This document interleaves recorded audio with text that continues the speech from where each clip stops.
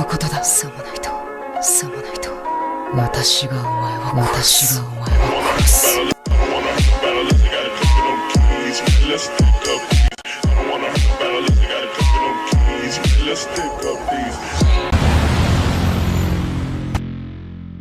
Nagawa mo na ba ang trabaho mo? Opo, mahal na prinsipe. Natapos ko po ng maayos. Natapusin silang lahat. Paano mo naman nasigurado na nagawa mo nga ang trabaho mo natapusin silang lahat? Makinig ka, ako mismo ang tatapos sa'yo oras na nagkamali ka sa mga ginawa mo. Naintindihan ko po, mahal na prinsipe. Sa lakas ng bombang inihanda ko para sa kanila, sinisigurado kong ni isa sa kanila ay walang natira. Nararapat lang na walang matitira sa kanila. Dahil kung magkaganon, baka maging abala pa sila sa mga gagawin kong plano. Kaya mabuti kung nagawa mo. Opo, mahal na prinsipe. Ang bombang ginawa ko ay hindi basta-basta. Ang lakas na taglay nito ay kayang wasakin ng buong syudad. Doon pa lang ay wala na silang paraan para makatakas pa dahil sa lawak na kaya nitong pagsabog.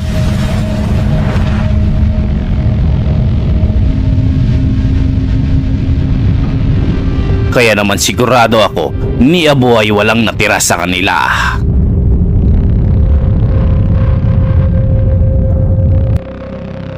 Kung ganun, mabuti ang ginawa mo.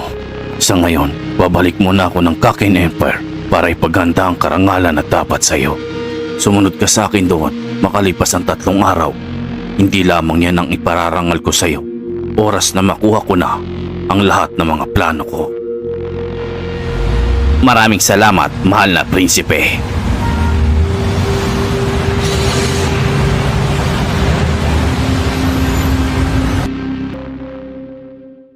Ano nang desisyon mo ngayon? Ha, may pulang mata? Para makasigurado kami na hindi kayo magtatraidor, kurapi ka, gamitan mo sila ng kapangyarihan mo. Para kung sakaling hindi sila tumupad sa usapan, ang magiging kapalit nito ay ang katapusan nila.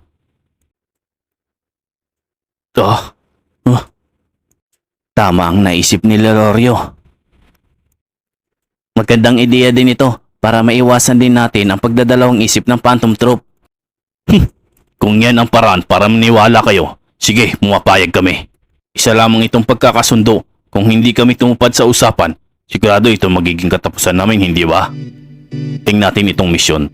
Sa oras na magtagumpay na tayo, maaari na bang matanggal ang kapangyarihan mo sa katawan namin? Pumapayag ako, alang-alang sa mga kasamahan ko. Maayos na ang usapan. Gawin mo na sa amin ngayon din. Wala na tayong oras pa. Bilang kasunduan, papayag kayo na akong pansamantalang pinuno ninyo sa misyon na ito.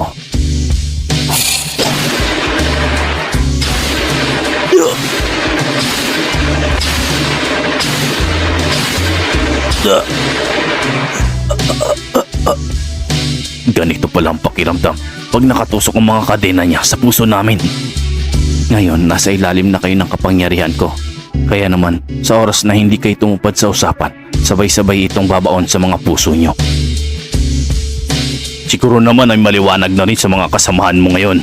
Seryoso kaming tapusin ang prinsipeng yun dahil sa paggamit niya sa amin. Humanda siya. Isasantabi ko muna ang lahat ng mga galit ko sa inyo. Saka ko naiisipin yon pagkatapos ng misyon na ito. Uunahin ko muna ang prinsipeng yon.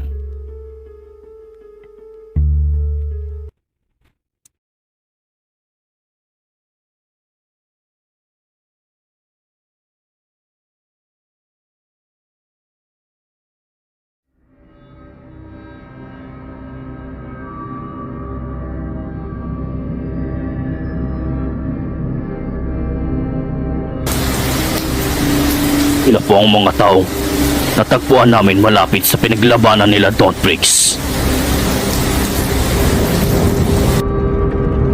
Ganun ba? Kung ganun, magandang balita yan.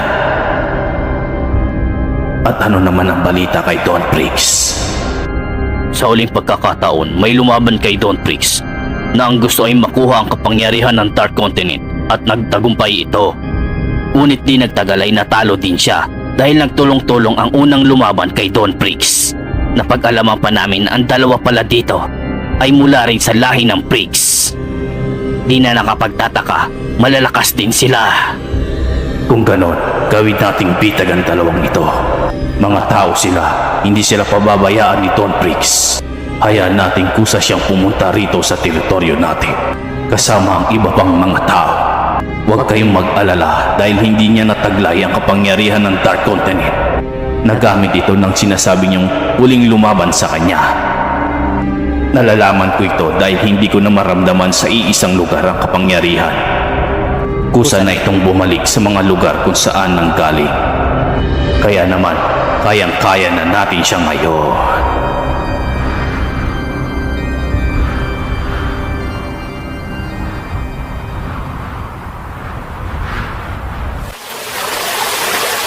Kung ganon, dito pala nila itinanim ang huli at pinakamalakas na bomba na dapat ay pasasabugin nila.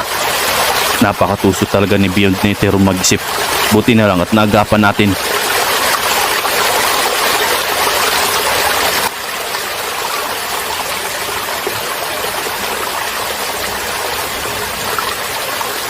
Walang duda, kay Illumi nga ang punit na damit na ito. Kay Illumi nga nagmula ang isang ito. Pero ano naman kaya ang nangyari sa kanilang dalawa ni Chrollo? Pakiusap, magpatuloy pa tayo sa paghahanap. Siguro naman ay malapit lang sila rito at nagpapahinga lamang. Gusto kong makauwi na kumpleto ang pamilya ko. Nasaan kaya ang kuya ni Killua at pati ang leader ng Phantom Troop? Kuya Illumi, may kalokohan ka na naman bang ginagawa? Ay nako, ang batang yon. Dahil sa katigasan ng ulo niya, ganun ang naging resulta. Sana naman ay walang nangyari sa kanilang dalawa. Habang hinahanap natin sila. Ang kaso, baka matuntun tayo ng mga halimaw na mga naninirahan dito. Kung yan ang magiging madaling paraan, sige, gumamit tayo ng N. 10 kilometro, sapat na yun para malaman natin kung nandito ba sila o wala. 10.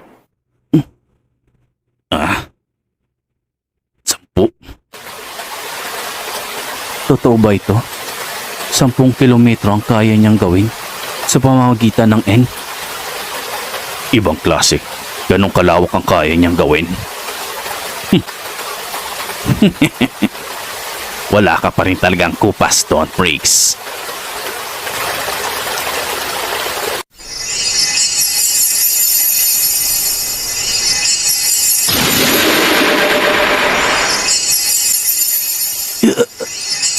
N lang ba talaga ito? Ibang klase.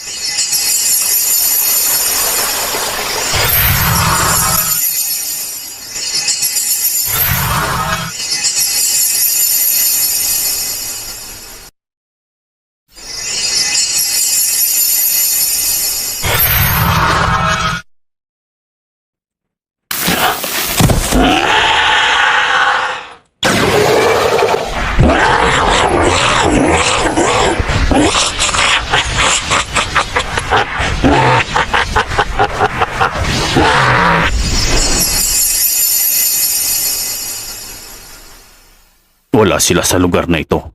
Pero maghanda kayo. May paparating tayong mga bisita.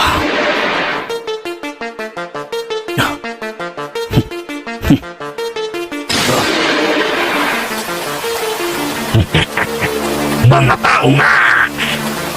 Sa tagal ng panahon, makakaranas na ulit tayo makakain ng mga tao. Nasasabik na ako, lalo na sa parting utak nila.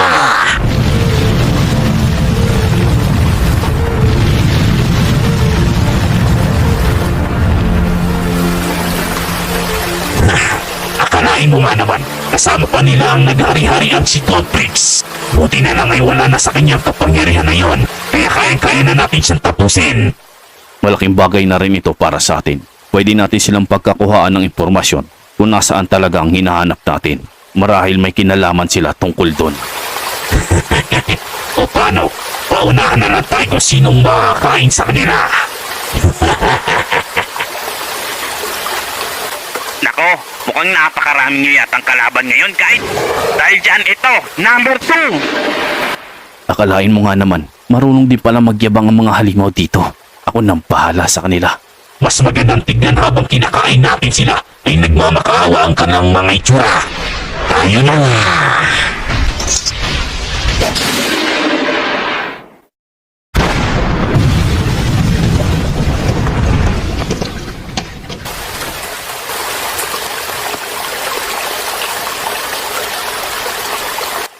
Ang galing ng ginawa niya. Mahusay ang ginawa mo, Kite. Pero hindi pa pala tapos dahil mas marami pa pala sila kaysa inaasahan natin.